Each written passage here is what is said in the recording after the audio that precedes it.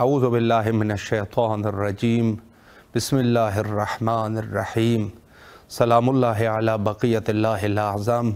امام حسین علیہ السلام 4 انٹرنیشنل ٹی وی کربلا مقدسہ سے اس وقت آپ پروگرام معرفت منتظر عجل اللہ تعالی فرجہ الشریف ملاحظہ فرما رہے ہیں۔ ہماری گفتگو کا سلسلہ حضرت امام زمانہ عجل اللہ تعالی فرجہ الشریف کے زمانہ غیبت میں اپنی مسئولیتیں، اپنی ذمہ داریاں اس عنوان سے گفتگو کر رہے تھے کہ ضروری ہے، لازمی ہے کہ ہم اپنی ذمہ داریوں کو پہچان سکیں۔ میں آپ کی خدمت میں عرض کروں کہ انسان جب بھی کسی مقصد تک پہنچتا ہے، ظاہر سی بات ہے کہ کچھ ایسے مراحل ہوتے ہیں کہ اس مراحل کو طے کرنا ہوتا ہے، تو تب جا کے اس مقصد مقصود تک انسان پہنچ جاتا ہے۔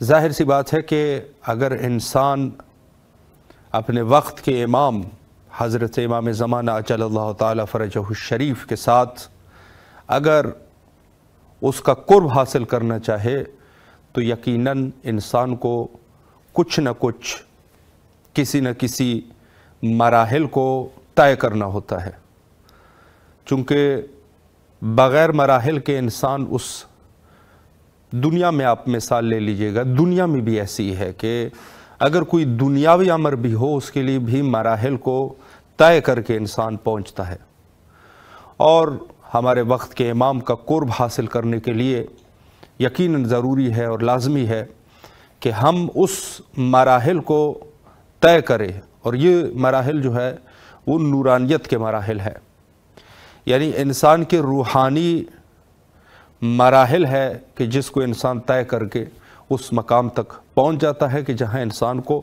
قرب امام حاصل ہو جاتا ہے۔ یقیناً شریعت اور شریعت کے اصولوں کی پابندی ان مراحل میں شامل ہے کہ انسان جو ہے وہ شریعت کے ان اصولوں کا پابند ہو جائے کہ جو اللہ کی طرف سے خلق کے اوپر واجب کی گئی ہے، اور اس میں سے یقیناً انسان کے لیے سب سے مہم چیز نماز کی ادائیگی ہے کہ انسان نماز کو اول وقت اور بہتر طریقے سے ادا کرے، اور اس کے علاوہ دوسرے جو احکام ہے شریعت کے ان کی پیروی کرنا، اور اسی طریقے سے گناہ کبائر اور گناہ جو صغیرہ گناہ ہیں ان سے اپنے آپ کو محفوظ رکھنا، اور جیسے حسد ہے، جیسے جھوٹ بولنے کی عادت ہے، یا بغض ہے، یا کسی کو زبان کے ذریعے سے نقصان پہنچانا، غیبت کرنا، یہ سب کے سب وہ امور ہے کہ جس سے انسان کو یہ سب سے پہلے والا سٹیپ ہے، یعنی اس پر جو ان چیزوں کا ہی پابند نہیں ہے تو وہ آگے قرب امام کو کیسے حاصل کر سکتا ہے۔ یقیناً یہی تو اصول ہے۔ بہت سارے ہمارے ایسے لوگ بھی ہیں کہ جو گناہوں کو اپنے درمیان اور امام کے درمیان دیوار نہیں سمجھتے۔ وہ کہتے ہیں کہ گناہ جو ہے وہ اللہ بخشنے والا ہے یا امام بخش دیں گے، اور اصل چیز جو ہے وہ ہماری نیت ہے اور ہمارے عقائد ہے۔ تو عقائد کی اصلاح آپ کی کس حد تک صحیح ہے؟ کہ آپ کا وہ عقیدہ آپ کو گناہ سے ہی نہیں بچا رہا، تو آپ کی عقیدت جو ہے وہ کہاں کی عقیدت ہے؟ یقیناً اگر عقیدت انسان کی ہے تو وہ آپ کے اور گناہوں کے درمیان وہ عقیدہ حائل ہو جائے گا۔ جیسے میں نے کل عرض کر دی کہ اگر انسان جو ہے وہ یہ سمجھتا ہے کہ میں امام کی معرفت مجھے حاصل ہے، اور امام کی معرفت بھی وہ دعویٰ کر رہا ہے، ساتھ میں گناہ بھی انجام دے رہا ہے، تو کیا عرفان امام میں یہ نہیں ہے کہ امام ہمارے اعمال سے واقف ہے؟ تو اگر انسان اس حد میں ہے کہ وہ اپنے آپ کو امام کے نزدیک سمجھتا ہے، اپنے آپ کو خاصان امام میں سے سمجھ رہا ہے، لیکن جہاں بات آتی ہے پھر تقویٰ کی، تو تقویٰ میں جو ہے وہ صفر کے حد تک ہے. تو اس قسم کے یہ وہ مسائل ہے کہ جس کے اوپر انسان جو ہے وہ سوچتا ہے ایک مسئلے کو، کہ انسان سمجھتا ہے مکمل طور پہ کہ یہ جو شخص گنہگار ہے، یا میں ذات خود مثلا گنہگار ہوں، تو مجھے جو ہے وہ امام کی وہ معرفت حاصل نہیں ہے. البتہ کہ زبان پہ جو ہے ہم جانتے ہیں کہ زبانی اعتبار سے، ذہنی اعتبار سے، کہ امام حسن عسکری علیہ السلام کے فرزند حضرت امام مہدی عجل اللہ تعالی فرجہ الشریف، اور یہ سلسلہ امامت ہے، ان کے اوپر عقیدہ رکھنا، حق کے امام کو منصوص اور منصوب امام کو ماننا، یہ سب کے سب گویا کہ ہمارے عقیدے ہیں. لیکن میں نے یہ عرض کر دیا کہ یہ مرحلہ جو شریعت کا مرحلہ ہے، یہ انسان کو اس مقام تک، اس مقام والا تک پہنچانے کا یہی ذریعہ ہے، پہنچنے کی یہی رستہ ہے کہ انسان اسی رستے سے اس مقام اور اس ہدف مقصود تک انسان پہنچتا ہے. یہ ابتدائی سٹیپ ہے. انسان اگر اس ابتدائی سٹیپ میں ہی کمزور ہے تو وہ کس چیز پر وہ کس باور اور بھروسے کے اوپر وہ یہ کہہ رہا ہے کہ میں جو ہے وہ امام کی معرفت مجھے حاصل ہے. یقیناً یہ شخص جو ہے وہ کچھ بھی نہیں جانتا. جو ان چیزوں کے ابتدائی شریعت کے مسائل کے اگر کوئی شخص قائل نہیں ہے یا قائل بھی ہے، سستی کر رہا ہے، تو اس کو وہ کہاں یہ کہہ سکتا ہے کہ مجھے امام کی معرفت حاصل ہے. یعنی خود بہت سارے علماء جن کی امام سے ملاقات ہوئی ہے، ان سے اندازہ یہ ہوتا ہے کہ حتیٰ انسان اگر جانکار بھی ہے، جانکاری بھی اس کی ہے، لیکن جانکاری جو ہے اس کے لیے امام، یہ جانکاری اور یہ علم جو ہے وہ امام تک پہنچنے کے لیے کافی نہیں ہے. عالم ہے، لیکن امام کے لیے ضروری کیا ہے؟ خلوص ضروری ہے. خلوص ضروری ہے. کیا وہ خلوص ہمارے وجود میں ہے کہ نہیں ہے؟ ایک واقعہ جو بڑا مشہور واقعہ ہے کربلا مقدسہ میں، ایک عالم دین جو بار بار یہ کوشش کرتا تھا، وظائف انجام دیتا تھا، حتیٰ چلے کاٹتا تھا کہ کسی طریقے سے میرے امام سے ملاقات ہو جائے. تو ایک دفعہ ناامید ہو گئے. جب ناامید ہوئے تو گھر میں ناامیدی کی حالت میں تھے. ایک دفعہ ہاتف غیبی سے آواز آئی اور کہا کہ کل جو ہے وہ لوہاروں کے بازار میں آ جا، لوہاروں کے بازار میں آ جا. یہ سننا تھا کہ جب صبح ہوئی تو یہ وہاں پہنچ گئے. دیکھا تو وہاں پر ایک شخص تھا کہ جو تالوں کو ٹھیک کرتا تھا. تالے خراب ہو جاتے ہیں اس کو صحیح کرتا تھا. کام ہی اس کا یہی تھا، تالے بنانا. اس زمانے میں، پرانے زمانے میں ظاہر ہے کہ تالوں کو بنا دیا جاتا تھا پھر بیچ دیا جاتا تھا. کوئی مشینری کا نظام تو تھا نہیں. تو یہ شخص جو ہے وہ یہی ان کا کام تھا. جب یہ عالم الدین جو بہت بڑے عالم دین تھے وہاں پر پہنچے، دیکھا کہ حضرت امام زمانہ عجل اللہ تعالی فرجہ الشریف اسی کفل ساز کی دکان میں تشریف فرما ہے. یہ جب آیا کچھ کہنا چاہتے تھے، امام نے منع فرمایا اور کہا اندر آ جا. اندر آیا، بیٹھا، دیکھ رہا تھا. کفل ساز بھی وہیں پہ کام کر رہے تھے، امام بھی تشریف فرماتے اور یہ عالم دین بھی. تو اسی اثناء میں ایک بوڑھی عورت اس دکان میں وارد ہوئی. جب وارد ہوئی تو اس کے پاس ایک تالا تھا. اس نے وہی تالا اس کو دے دیا اور کہا کہ مجھے کچھ پیسوں کی ضرورت ہے اور مجھے اس تالے کو بیچنا ہے. اگر آپ مجھے 3 شاہی، جو زمانے کا سکہ تھا شاہی، اس نے کہا اگر 3 شاہی آپ مجھے دیتے ہو، اس دکاندار سے کہا، اس خاتون نے، کہ اگر آپ مجھے 3 شاہی اس کی قیمت دیتے ہیں تو میں جو ہے اس کو بیچ دیتی ہوں. تو دکاندار نے دیکھا ایمانداری کے ساتھ، اس نے کہا اگر ایسا تالا میں بنا کے دوں تو یہ 10 شاہی کا بناؤں گا. 10 شاہی کا بناؤں گا. چونکہ یہ خراب ہے، اس کی اگر تعمیر کی جائے تو یہ 10 شاہی کا یہ تالا ہے. تو وہ 2 شاہی میں اپنی مزدوری کے کاٹ دیتا ہوں، آپ کو 8 دوں گا. خاتون نے کہا مجھے اگر 3 بھی دے دیں گے میں دینے کے لیے تیار ہوں. اس نے کہا میں مسلمان ہوں، یہ جملہ تھا، تو امام نے اس شخص کی طرف دیکھا، اس کو متوجہ کرنے کے لیے دیکھا کہ یہ سنیں آپ. اور کچھ ہی وقت میں امام جب باہر آئے تو یہ عالم دین بھی ساتھ میں باہر آیا. تو امام نے فرمایا، انہوں نے کہا چلا کاٹنے کی ضرورت نہیں ہے، وظیفہ کرنے کی ضرورت نہیں ہے، ضرورت جو ہے وہ مسلمان کی ہے. آپ مسلمان تو ہو جاؤ، مسلمان ہو جاؤ گے میں آ جاؤں گا. یعنی اس سے مقصد یہ کہ ایمانداری جو ہے وہ کس حد تک ہے، ایمانداری کس حد تک ہے. آج کے دور میں متاسفانہ آپ غور فرمائیں کہ خود بہت ساری جگہوں پہ، اب میں کسی ایک خاص جگہ کا نام نہیں لینا چاہوں گا، اچھی بات نہیں ہے، لیکن ہماری بازاریں، حتیٰ ایسی جگہ کے جہاں پر ہمارے ائمہ اطہار علیہم السلام مدفون ہے، وہاں پر دکاندار کیا کرتے ہیں زائرین کے ساتھ؟ یہ مسلمانی ہے. یا جا کے آپ اس کو بھی چھوڑے، آپ جا کے خود اپنے علاقے میں غور کریں، یا آپ اگر خود جو ہے وہ خرید و فروخت کا کام کرتے ہیں، کتنے ہیں ہم لوگوں میں سے کہ جو ایماندار ہے؟ ایمانداری جو ہے وہ کس حد تک ہے؟ کس حد تک ہم لوگوں کے وجود میں ایمانداری ہے؟ ایمانداری سے کیا مراد ہے؟ یعنی کس قدر مسلمان ہے ہم میں سے کتنے لوگ مسلمان ہیں؟ مسلمان کا مطلب یہی ہے کہ سر بے تسلیم ہو اللہ کے سامنے. اللہ نے فرمایا ہے کہ بے ایمانی نہیں کرنی ہے، دغا بازی نہیں کرنی ہے، کسی کو دھوکہ نہیں دینا ہے، کسی کا حق نہیں مارنا ہے، 4 پیسوں کے لیے اپنی ایمان نہیں بیچنا ہے. یہ سب کے سب ان چیزوں میں آ جاتے ہیں. کتنے لوگ ہیں کہ جو آج اس دور میں مسلمان ہیں. ہم سب جو ہے اپنے دل پہ ہاتھ رکھے،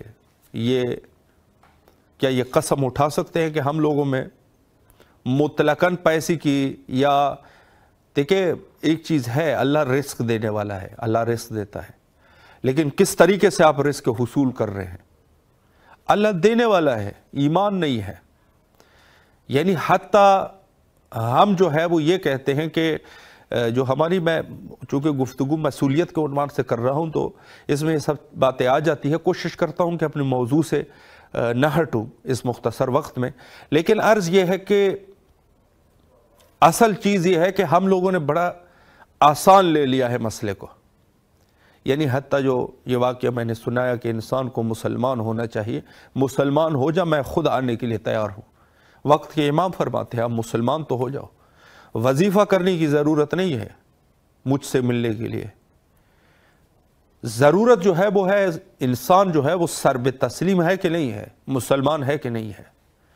بہت بڑا لفظ ہے، اور اللہ دیتا بھی ہے. ہم لوگوں کی لالچ ہوتی ہے یا اس قسم کی، جو جس کا رزق ہے. وہ واقعہ مشہور ہے حضرت امیر المومنین علیہ السلام کے، اس ایک گھوڑے کی زین کو غالباً چوری کیا تھا، تو بعد میں وہ پیسے اس شخص کو مل بھی گئے. یعنی وہ پیسے امیر المومنین علیہ السلام اس کو دینا چاہتا تھا، اس نے چوری کر دی. اور اس زین کی قیمت اور یہ جو پیسے حضرت دینا چاہتے تھے، کہ اس پیسے لینے سے پہلے ہی انہوں نے چوری کر دی. مشہور واقعہ ہے. تو حضرت نے فرمایا اپنے اصحاب میں سے کسی ایک سے مخاطب ہوئی اور فرمایا کہ یہ پیسے میں اس کو دینا چاہتا تھا، اتنے میں اس کو دینا چاہتا تھا، اس نے جلدی کر دی، حرام کا کام کر دیا. اللہ تو دیتا ہے، یہ جو پیسے جس کے پاس ہے وہ اس کو ملنی ہے. اب یہ انسان کی مرضی ہے کہ وہ راہ حلال سے اس کا حصول کرتے ہیں یا راہ حرام سے. راہ حلال اور حرام ہمارے ہاتھ میں ہے. دینے والا رب ہے، جو رزق ہے وہ دیتا ہے انسان کے لیے. تو اس امور میں انسان کو بڑا دقیق ہونا چاہیے. لوگوں کے ساتھ جو معاملات ہوتے ہیں، حتیٰ اسلام میں یہ بھی فرمایا کہ اپنے حق میں شرم بھی نہ کرو. آپ کا حق ہے، لینا چاہیے. یہ نہیں کرنا چاہیے اپنے حق کو انسان چھوڑ دے. اپنے حق لینے میں کوئی شرم کی ضرورت نہیں ہے. جو آپ کا حق ہے لینا چاہیے انسان کو. لیکن یہ ہے کہ کسی کی دوسرے کے حق سے حتیٰ ایک پیسہ لینا، یہ انسان کے لیے مضر ہے. تھوڑے سے پیسے لینے کے لیے انسان اپنے ایمان کو بیچ دیتا ہے. کم پیسوں کے لیے، کم بھی ہو یا زیادہ بھی ہو، ایمان کا درجہ جو ہے وہ بہت بڑا درجہ ہے. انسان اپنی ایمان کو خراب کرے. اور پھر یہ ہم جو ہے وہ یہ کریں، میں یہاں پر ایک اشارہ مزید کرنا چاہوں گا کہ بس اوقات ایسی بھی ہوتا ہے، اللہ رحم کو فرمائے، یہ میں تہ دل سے کہہ رہا ہوں، اگر انسان حرام کے پیسوں سے حج کرے، حج کا کوئی فائدہ ہے؟ نہیں، کوئی فائدہ نہیں ہے۔ حتیٰ پیسوں میں سے خمس نہ نکلا ہوا ہو، مثلا خمس نہ نکلا ہوا ہو اس پیسوں میں سے جو نقود ہے، نقد پیسے ہیں، خمس نہ نکلا ہوا ہو، حج پہ جانے کا فائدہ نہیں ہے۔ کربلا جانے کا فائدہ ہے؟ سوال وہی ہے اور جواب بھی وہی ہے کہ کوئی فائدہ نہیں ہے۔ اس کے ساتھ کسی کار خیر کو انجام دینے کا فائدہ ہے؟ نہیں ہے فائدہ، کوئی اجر و ثواب نہیں ہے، فضول خرچی ہے جو کر رہے ہیں۔ مجلس برگزار کرنے کا اس کے ساتھ کوئی فائدہ ہے؟ کوئی فائدہ نہیں ہے، کوئی بھی فائدہ نہیں ہے۔ یہ سب چیزیں آپس میں مطابقت رکھتی ہے۔ بعض دفعہ ہمارے، لیکن یہ ہے کہ جو مجلس کا بانی ہے، جس نے یہ کام کر دیا، اس کے لیے کوئی فائدہ نہیں ہے اس چیز کا، اور باقی جو سننے والے ہیں تو وہ یقیناً وہ اجر و ثواب ان کو ملے گا۔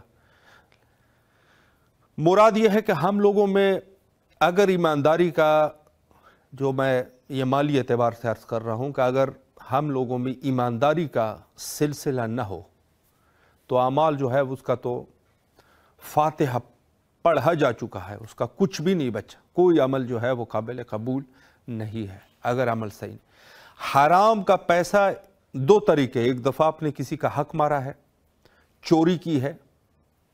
بعض لوگوں سے حکومتی اعتبار سے یہ بھی عرض کروں کہ بعض لوگ اسی چیز پر وہ پیش کرتے ہیں کہ مثلا گورنمنٹ جاب ہے، گورنمنٹ جاب میں صحیح طریقے سے اپنی ڈیوٹی انجام نہیں دے رہا، صحیح طریقے سے اپنی ڈیوٹی انجام نہیں دے رہا، پیسے لے رہا ہے، ڈیوٹی انجام نہیں دے رہا، آپ کا مال حرام کا ہے۔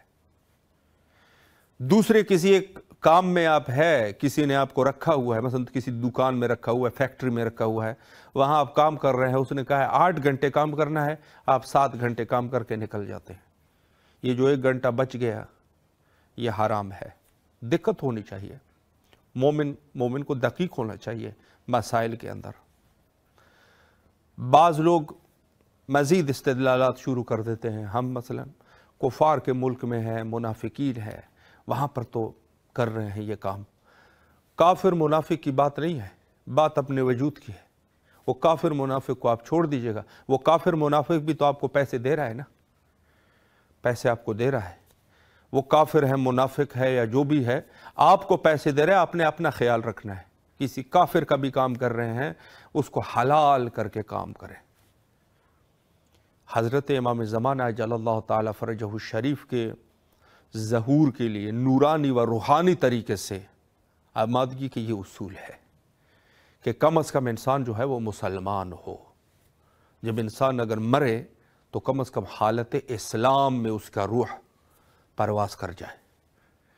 اسلام کے، اور اسلام میں نے عرض کر دیا کہ اسلام ایمانداری ہے۔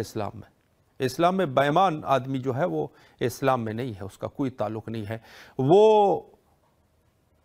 وہ معاویہ کا مسلمان تو ہو سکتا ہے، لیکن حضرت رسول اللہ صلی اللہ علیہ وآلہ نے جو اسلام اللہ سے لا کے لوگوں میں اس کو لوگوں تک پہنچایا ہے، وہ اسلام جو ہے یہ نہیں ہے۔ اس اسلام میں زحمت ہے، اس اسلام میں انسان کو دقیق رہنا پڑتا ہے، اس اسلام میں ایمانداری ہے، اس اسلام میں کسی کے لیے غلط شہادت نہیں دیا کرتے، جھوٹ نہیں بولا کرتے، اس اسلام میں کسی کا تمسخر نہیں اڑایا جاتا، اس اسلام میں کسی کی بے عزتی نہیں ہوتی۔ یہ اسلام ہے۔ اور دوسری طرف جو ہے، جو اسلام خلفاء کے دور میں یا اس کے بعد معاویہ علیہ اللعنہ والعذاب، اس دور میں جو اسلام کی جو ترویج ہوئی ہے وہ والا اسلام ہو سکتا ہے۔ یہ جو اہل بیت کے گھرانے سے یہ جو اسلام کی ترویج ہوئی ہے وہ اسلام نہیں ہے۔ یہ ہمارے ذہن کی آمادگی ہونی چاہیے ظہور امام زمانہ اجل اللہ تعالی فرجہ الشریف کے لیے، ہم لوگوں نے اس طریقے سے اپنی آمادگی کرنی ہے. یہ ہمارے وظائف ہے, یہ ہماری ذمہ داریاں ہیں. اور ایک جملہ میں خمس کے عنوان سے بھی کہوں, خمس جو ہے وہ سادات کا حق ہے, غریب سادات کا حق ہے. اگر کوئی شخص غریب سادات, امیر نہیں کہ کروڑ پتی آدمی ہے, پھر بھی جیسے پیرارزم میں جیسے نظام چلتا ہے, مرید جو ہوتے ہیں وہ پیر صاحب کے پاس جو ہے وہ سب کچھ موجود ہے, لیکن خمس جو ہے انہوں نے اسی کو دینا ہے. خمس امیر سادات کو نہیں دیا جاتا. اس کا جاب ہے لنڈن امریکہ میں, اس کی فیکٹریاں چل رہی ہے, یہاں پر جو ہے وہ لوگ ان کو ہی خمس دیتے ہیں, ہم نے تو یہی دینا ہے. نہیں, یہ کام غلط ہے. اور دوسری بات یہ ہے کہ خمس جو ہے وہ اس قدر ضروری ہے کہ اگر انسان اس خمس کا پیسہ ایک سال میں نہ دے, جتنا پیسہ ہے وہ سب حرام ہو جاتا ہے, سب حرام. آپ کے بینک میں پڑا ہوا ہے جو بھی ہے, اس میں یعنی میں عرض کروں دقت کی ضرورت ہے. غریب سادات جو کہ جن کی بچیاں جو ہے وہ لوگوں کے گھروں میں جا کے برتن دھوتی ہے, اور بچے جو ہے وہ در بدر ہوتے ہیں, اور آپ کو کوئی احساس ہی نہیں ہے. آپ کو پتہ نہیں ہے اللہ نے ان کا حق تیری اوپر واجب کر دیا ہے. اب بہت سارے لوگ جو ہے وہ پھر مزید گفتگو شروع کر دیتے ہیں, اللہ نے یہ حدود رکھے ہیں, اللہ نے رکھے ہیں. امیر نہیں, غریب ہے, سید ہے, نجیب و طرفین سے سید ہے, اس کا حق مارنا یہ جو ہے وہ اللہ نہیں بخشے گا. اللہ جو ہے اس کی بخشش نہیں کریں گے. مذہب شیعہ میں خمس واجب ہے, اسی وجہ سے ہے. احترام سیادت کے لیے جو اللہ نے لوگوں کے اوپر خمس کو واجب قرار دیا ہے, اس کا دینا ضروری ہے. اپنے مال کو صاف کرنا چاہیے. مال صاف ہے تو جو کچھ آپ کے پاس ہے, اسلام کبھی یہ تعلیم نہیں دیتا کہ لوگ غریب ہو جائیں. نہیں, اسلام کی یہ تعلیمات نہیں ہے لوگ امیر ہو جائیں, لیکن ان میں سے خمس کا نکالنا ضروری ہے. اس طرح زکوٰۃ کا نکالنا بھی ضروری ہے. تو یہ سب امور جو ہے وہ حضرت امام زمانہ اجل اللہ تعالیٰ فرجہ شریف کے ظہور کے لیے حقیقتاً آمادگی ہے, اور اس میں ہمیں کوشش کرنی چاہیے کہ ہم دقت کا مظاہرہ کریں. حجت خدا کے ظہور کے لیے دعا گو ہے, اللہم عجل لولیک الفرج.